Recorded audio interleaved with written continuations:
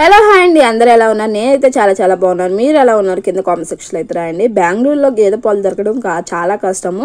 అసలు రియల్ అంటే నార్మల్గా మన పాలు దొరకడమే కష్టము. అలాంటిది ఎక్కువ ఆవు పాలు ఉంటాయి. ఇక్కడ గేదె పాలు అంటే గేదె పాలు, మీరు గేదె పాలు తాగుతారు అన్నట్లు చూస్తూ ఉంటారు. ఇక్కడ ఎవరైనా గేదె పాలు దొరుకుతాయి అంటే అలాంటిది మాకైతే సాత్విక్ కోసం అయితే గేదె పాలు కోసం సెర్చ్ చేసి ఆఖరికి అయితే గేదె పాలు అయితే దొరికాయి. రోజు 4 కిలోమీటర్లు వెళ్ళి రావడము ఆ పాల కోసం. ఫైనల్గా అయితే అపురూపంగా పాలు దొరికాయి కాబట్టి మనం ఎందుకు ఊరికే ఉంటాము, ఇంకా పెరుగుని తోడేసి రోజు వెన్న తీయడం అయితే స్టార్ట్ చేశాను.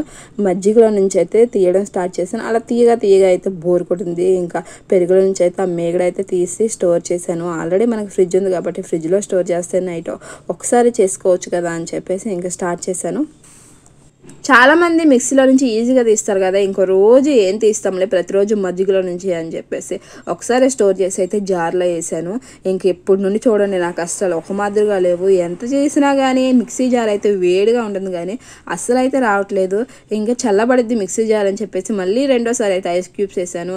ఇంకా రావట్లేదు, వేడిగా ఉంది. ఇలా కాదులే, ఇంక ఇలా వర్కౌట్ అయ్యేటట్లేదులే అని చెప్పేసి మళ్ళీ ఐస్ క్యూబ్స్ అయితే వేసాను. అలాగా 3 టైమ్స్ అయితే వేసాను. ఇంకా ఫైనల్గా అయితే ఇలా కాదులే, మిక్సీ జార్ మొత్తం ఫుల్ అయిపోతుంది అని చెప్పేసి ఏకంగా ఫ్రిడ్జ్లో అయితే పెట్టేశాను. చూడండి, సగం అయితే డీ ఫ్రిడ్జ్లో పెట్టాను, సగం అయితే బయట అయితే అంటే కింద పెట్టేసి జార్ని కింద పెట్టేసి మిక్సీ జార్ని అయితే పెట్టాను.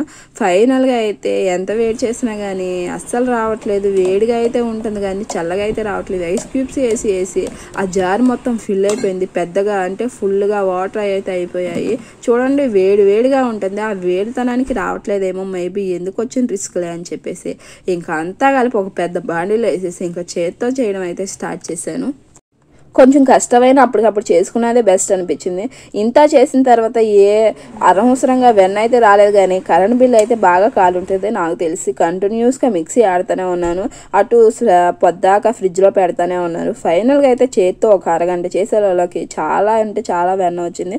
ఇంకా పాతది ఇది మొత్తం కలిపి ఒక బాండీలో అయితే పోసేసాను. ఇంకా పోసేసి ఇంకా లేట్ చేయకోకుండా వెంటనే ఇంకా స్టవ్ వెలిగించేసి ఇది చూడండి, ఇది ఆల్రెడీ ఫ్రిడ్జ్లో పెట్టింది, అందుకే చూడండి ఇది ఇప్పుడే అటు పక్క బాండీలోది స్మూత్గా ఉంది చూడండి, జల్లీగా. ఇంకా రెండు కలిపి అయితే ఒక బాండీలో పోసేసి ఇంకా స్టవ్ వెలిగించి తిప్పడానికి అయితే స్టార్ట్ చేశాను. తిప్పుతానే ఉన్నాను అడుగంటుకోకుండా, లో ఫ్లేమ్లో పెట్టాను.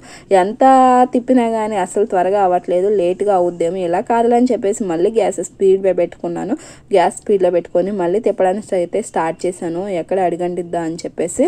ఇంకా మంచిగా స్మెల్ వస్తుంది అని చెప్పేసి చాలా వీడియోలో చూస్తే తమలపాకు అవన్నీ వేసారు. కొంతమంది అయితే మెంతులు వేసారు, కొంతమంది అయితే కరివేపాకు వేసారు. ఇంకా మన ఇంట్లో ఏది అవైలబుల్గా ఉందో చూస్తే కరివేపాకు అయితే అవైలబుల్గా ఉంది, చాలా ఫ్రెష్గా కూడా ఉంది. ఇంకా కరివేపాకు అయితే వేసాను.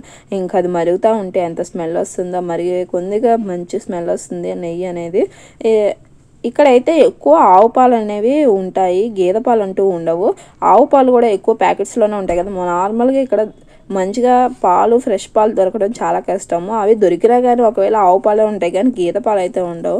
మాకేదో లక్ వల్ల మరి ఎలాగో అయితే పాలు అయితే దొరికాయి. ఆ పాలు దొరకడానికి కూడా ఒక మంచి హిస్టరీ అయితే ఉంది. ఆ పాలు ఏ విధంగా దొరికాయి, ఆ పాల కోసం ఎన్ని కష్టాలు పడ్డాము. ఇంకా ఇదంతా చూడండి, ఎర్రబడేంత వరకు బాగా మరిగించుకున్నాను. కొంచెం మరీ లోలో కాకుండా మీడియం ఫ్లేమ్లో అయితే పెట్టుకొని తిప్పుతానే ఉన్నాను అడుగంటుకోకుండా, లేకపోతే మొత్తం అడుగంటేద్దే అని చెప్పేసి ఎర్రగా వచ్చేంత వరకు అయితే బాగా చేసుకున్నాను. ఇలాగ మనం ఎర్రగా అయ్యేంత వరకు చేసుకుంటే చాలా రోజులు నిల్వ ఉంటుంది. అది మరక్కోకుండా చేసుకున్నామంటే బ్యాడ్ స్మెల్ వచ్చేద్ది, త్వరగా పాడైపోద్ది.